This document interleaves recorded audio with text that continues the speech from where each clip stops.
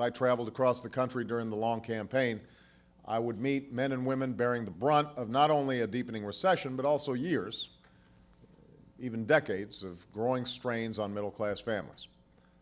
But now the country was experiencing something far worse. Our gross domestic product, the sum total of all that our economy produces, fell at the fastest rate in a quarter century. $5 trillion of Americans' household wealth evaporated in just 12 weeks as stocks, pensions, and home values plummeted. We were losing an average of 700,000 jobs each month, equivalent to the population of the state of Vermont. That was true in December, January, February, March. The fear among economists across the political spectrum was that we were rapidly plummeting towards a second Great Depression. So in the weeks and months that followed, we undertook a series of difficult steps to prevent that outcome. And we were forced to take those steps largely without the help of an opposition party, which, unfortunately, after having presided over the decision-making that had led to the crisis, decided to hand it over to others to solve. We acted to get lending flowing again, so businesses could get loans to buy equipment and ordinary Americans could get financing to buy homes and cars, to go to college, and to start or run businesses. We enacted measures to stem the tide of foreclosures in our housing market, helping responsible homeowners stay in their homes and helping to stop the broader decline in home values, which was eating away at what tends to be a family's largest asset. To achieve this and to prevent economic collapse, we were forced to extend assistance to some of the very banks and financial institutions whose actions had helped precipitate the turmoil.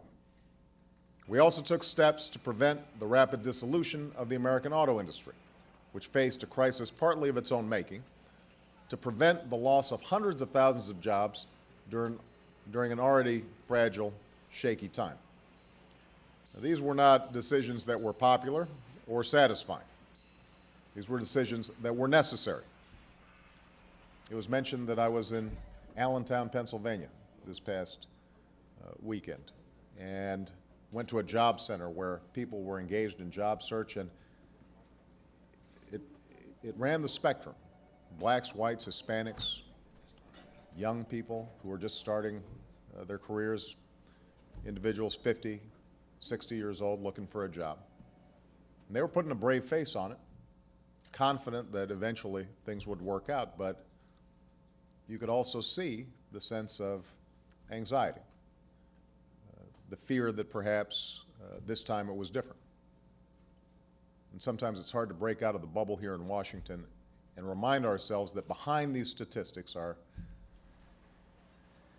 people's lives, their capacity to do right by their families. It speaks to an urgent need to accelerate job growth in the short term while laying a new foundation for lasting economic growth. Much of our growth for a decade or more had been fueled by unsustainable consumer debt and reckless financial speculation, while we ignored the fundamental challenges that hold the key to our economic prosperity. We cannot simply go back to the way things used to be. We can't go back to an economy that yielded cycle after cycle of speculative booms and painful busts. We can't continue to accept an education system in which our students trail their peers in other countries, and a healthcare system in which exploding costs put our businesses at a competitive disadvantage. And we cannot continue to ignore the clean energy challenge or cede global leadership in the emerging industries of the 21st century. And that's why, even as we strive to meet the crisis of the moment, we have insisted on laying a new foundation for the future.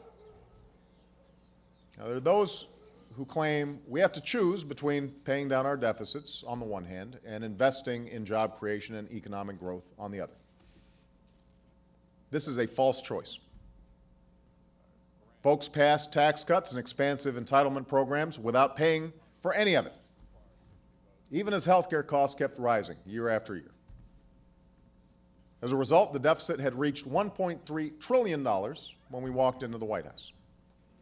And I'd note, these budget-busting tax cuts and spending programs were approved by many of the same people who are now waxing political about fiscal responsibility, while opposing our efforts to reduce deficits by getting healthcare costs under control. It's a sight to see. In the end, the economic crisis of the past year was not just the result of weaknesses in our economy. It was also the result of weaknesses in our political system. Because for decades, too many in Washington put off the hard decisions. For decades, we've watched as efforts to solve tough problems have fallen prey to the bitterness of partisanship, to prosaic concerns of politics, to ever-quickening news cycles, to endless campaigns focused on scoring points instead of meeting our common challenges. We've seen the consequences of this failure of responsibility. The American people have paid a heavy price.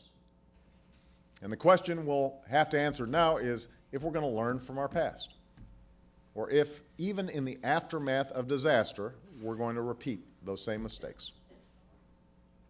As the alarm bells fade, the din of Washington rises, as the forces of the status quo marshal their resources, we can be sure that answering this question will be a fight to the finish. But I have every hope and expectation that we can rise to this moment, that we can transcend the failures of the past, that we can once again take responsibility for our future.